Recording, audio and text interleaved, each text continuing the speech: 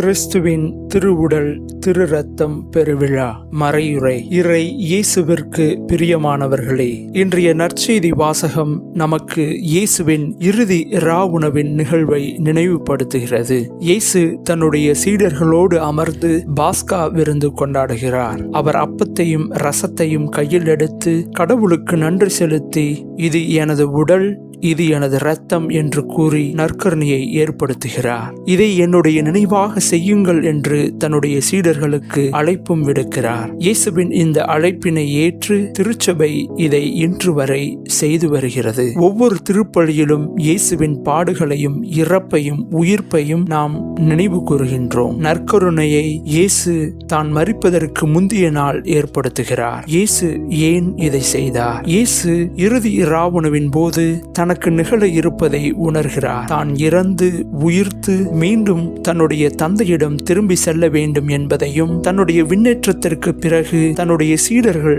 எவ்வாறெல்லாம் துன்பப்பட போகிறார்கள் என்பதையும் இயேசு அறிந்திருந்தார். ஆனால் இயேசு அவர்களை விட்டு பிரிந்து செல்ல விரும்பவில்லை. என்றும் அவர்களோடு உடனிருக்க அவர் இந்த நற்கருணையை ஏற்படுத்துகிறார். அன்று முதல் இன்று வரையிலும் இயேசு நற்கருணை வடிவில் தான் விரும்பியவர்களோடு உடன் இருந்து அவர்களை திடப்படுத்தி வழிநடத்தி வருகிறார். இவ்வாறாக அவர் இன்று நற்கருணையில் நம் மத்தியிலும் அதை தகுதியுடன் உட்கொள்ளும் நம்முடைய ஒவ்வொருவரின் உள்ளத்திலும் இருக்கிறார். இயேசுவின் இந்த உடனிருப்பை தான் நாம் இன்று கிறிஸ்துவின் திருவுடல் திரு ரத்த பெருவிழாவாக கொண்டாடி மகிழ்கின்றோம். இப்படி என்றும் நம்மோடு இருக்க விரும்பும் இறைவனை நாம் ஏற்றுக்கொள்ள தயாராக இருக்கின்றோமா? அவரோடு இருக்க நாமும் விரும்புகின்றோமா? நற்கருணையில் வருகின்ற நம் அன்பு ஆண்டவரை நாம் தகுந்த தயாரிப்போடும் விசுவாசத்தோடும் அன்போடும் உட்கொள்கின்றோமா?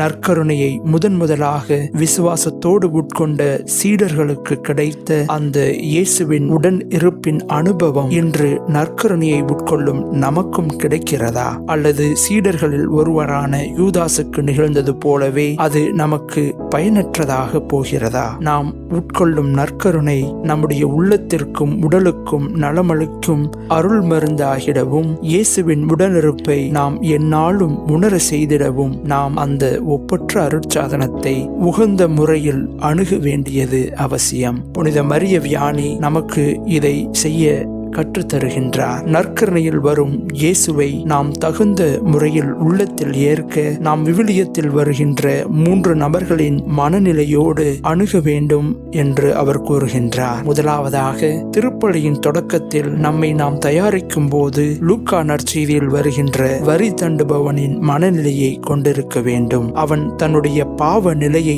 உணர்ந்து அதை ஏற்றுக்கொண்டு வானத்தை அன்னார்ந்து பார்க்க கூட துணியாமல் தன்னுடைய மார்பில் அடித்துக்கொண்டு உள்ளம் நொறுங்கியவனாக, கடவுளே, பாவியாகிய என் மீது இறங்கியருளும் என்று தன்னுடைய பாவங்களுக்கு மன்னிப்பு வேண்டி ஜெபித்தது போல நாமும் ஜெபிக்க வேண்டும். இரண்டாவதாக, திருப்பலியில் குரு அப்பத்தையும் ரசத்தையும் ஆசிர்வதித்து இயேசுவின் வார்த்தைகளை கூறி எழுந்தேற்றம் செய்யும் போது நாம் அந்த நல்ல கல்வனை கொண்டிருந்த மனநிலையை கொண்டிருக்க வேண்டும். அந்த நல்ல கல்வனை போல இயேசுவின் சிலுவை சாவை நாம் உடனிருந்து பார்க்க வேண்டும். அது நம்முடைய உள்ளத்தில் கிளர்ச்சி செய்யும். அவர் சிலுவையில் சிந்தும் இரத்தத்தால் நம்முடைய பாவங்கள் கழுவப்படும். அந்த கல்வனுக்கு கிடைத்தது போலவே தகுதியற்ற நமக்கும் விண்ணக பேரின்பம் கிடைக்கும். அதை நம்மால் அந்த திருப்பலியிலேயே முன் அனுபவிக்க முடியும். மூன்றாவதாக, நற்கருணை உட்கொள்ளும் போது தன்னுடைய பணியாளனுக்காக இயேசுவிடம் மன்றாடிய நூற்றுவ தலைவனின் மனநிலையை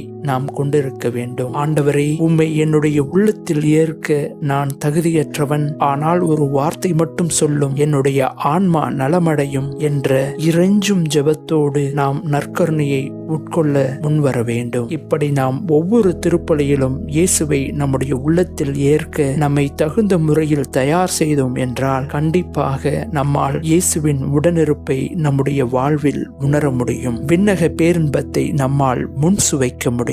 இயேசுவோடு நாம் கொண்டுள்ள உறவு பலம் பெறும். அவரும் நம்மை அவரை போல மாற்றுவார். நம்மோடு என்றும் உடனிருந்து நம்மை வழிநடத்தி செல்வார். நம்முடைய வாழ்வில் எத்துணை துன்பங்கள் நம்மை சூழ வந்தாலும் நம்மால் எல்லா துன்பங்களுக்கு நடுவிலும் மகிழ்ச்சியாக வாழ முடியும். இயேசு நமக்கு தருகின்ற இந்த பேரின்பத்தை வேறு எவராலும் எதனாலும் தர இயலாது. இதை நம்மிடமிருந்து யாராலும் எடுத்துவிடவும் முடியாது. அவரோடு இணைந்து வாழும் நம்மால் கண்டிப்பாக 60 மடங்காக 100 மடங்காக மற்றவருக்கு கனித்தர முடியும். எல்லாம் வல்ல நல்ல இறைவன் நமக்கு தன்னுடைய உடனிருப்பின் பேரின்பத்தை அருள்வாராக. ஆமென்.